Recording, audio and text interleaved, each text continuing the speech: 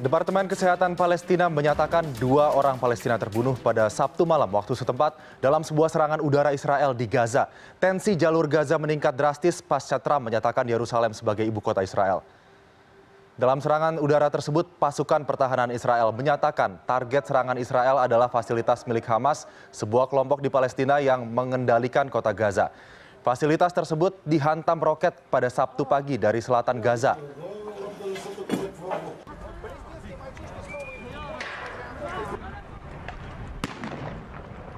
Kondisi semakin memanas dengan pertempuran antara tentara Israel dengan demonstran Palestina di jalur Gaza akibat serangan udara dini hari. Puluhan pemuda Palestina melemparkan batu ke arah tentara Israel. Tentara Israel merespon dengan melepaskan tembakan.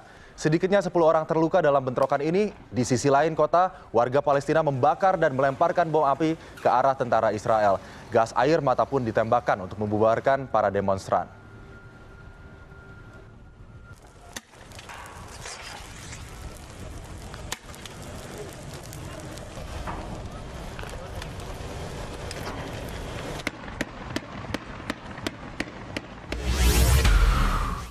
Dan kami terhubung melalui sambungan Skype dengan Hussein, aktivis kemanusiaan Spirit of Aqsa di Gaza, Palestina. Selamat siang waktu Indonesia.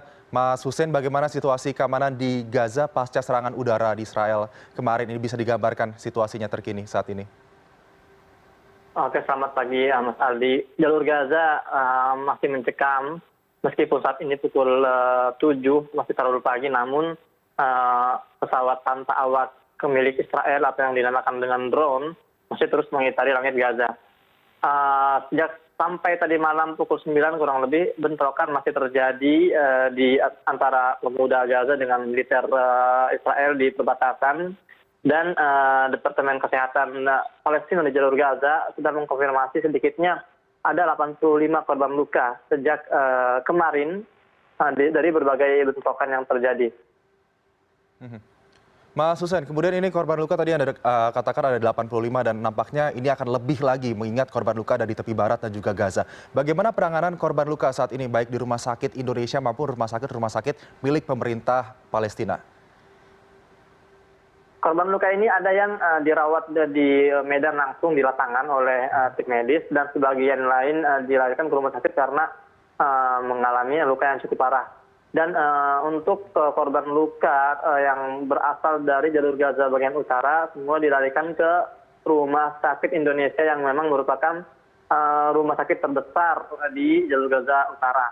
Dan update terakhir yang saya terima bahwa kurang lebih 15 korban luka tembak peluru tajam Israel masih dirawat inap di rumah sakit Indonesia untuk mendapatkan perawatan.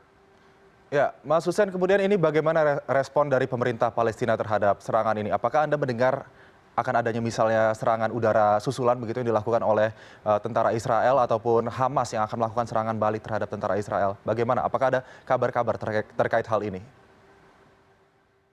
Kabar yang sampai ke telinga kami di sini bahwa kemungkinan kalau kondisi ini terus seperti ini, maka potensi adanya agresi militer baru itu terbuka lebar berhubung gejolak unjuk rasa dan protes masih terus berlangsung.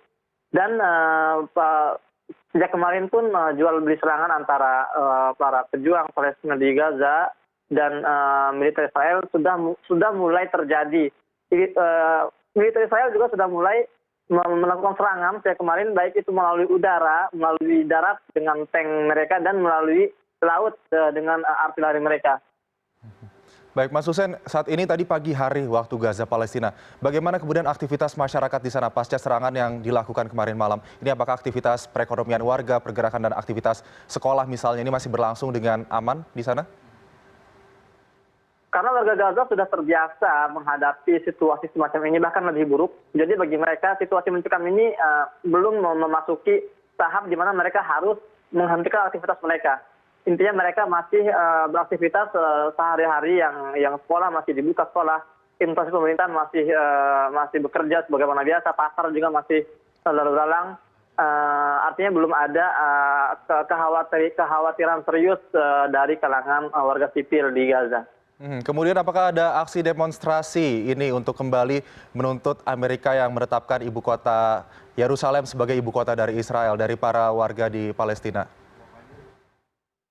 Selama Donald Trump dan pemerintah Amerika tidak menarik pernyataan satu pihak ini, maka dipastikan unjuk rasa akan terus terjadi setiap hari dan juga gelombang protes dan bentrokan diperkirakan akan semakin meluas dan yang kita takutkan bahwa jumlah korban dari pihak Palestina ini akan terus bertambah, baik itu korban jiwa maupun korban luka.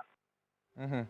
Baik, Mas Hussein, kemudian bagaimana ini antisipasi yang dilakukan oleh otoritas keamanan setempat apabila nantinya ada demonstrasi susulan atau serangan udara susulan? Apakah Anda melihat ada petugas-petugas yang berjaga di sektor-sektor publik di Palestina? Untuk di wilayah Yerusalem, Ramallah, dan tepi barat, ada pasukan pengamanan khusus bagi warga Palestina yang memang mereka kepolisian Palestina ini berada di bawah komando dari otoritas Palestina. Namun untuk di Gaza, karena tidak ada yang tidak banyak yang bisa dilakukan oleh pemerintah untuk menanggulangi serangan udara misalnya. Tidak ada bunker-bunker khusus untuk menampung warga, tidak ada rumah perlindungan untuk menjaga mereka dari serangan tank. Jadi sejauh ini tidak ada persiapan khusus di Gaza, hanya ada instruksi dari pemerintah di Gaza kepada warganya untuk lebih berhati-hati dan berusaha untuk tetap di rumah kecuali memang ada keperluan untuk keluar rumah. Ya, kemudian Mas Hussein, ini Anda melihat bagaimana kerusakan yang ditimbulkan akibat serangan udara yang dilakukan oleh Israel di jalur Gaza. Bagaimana rumah-rumah penduduk di sana? Apakah rusak dan apakah mereka bisa kembali ke rumahnya atau tidak setelah pasca serangan yang dilakukan ini? Meskipun eskalasi di Gaza sudah mulai meninggi, namun belum terlalu serius.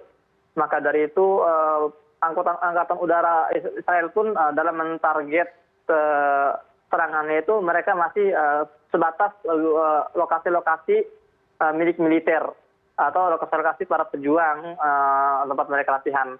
Belum mulai menyasar ke rumah-rumah warga atau ke bangunan medis. Namun yang yang kita lihat sejak 6 tahun terakhir di Gaza ini, ketika eskalasi sudah semakin tinggi dan sudah pertempuran antara dua belah pihak sudah berkobar, semua bangunan di Gaza tidak ada yang aman, tidak ada jaminan bagi siapapun untuk bisa selamat dari sasaran sporadis yang biasa dilancarkan oleh Israel menggunakan pesawat tempur bertipe F-16-nya.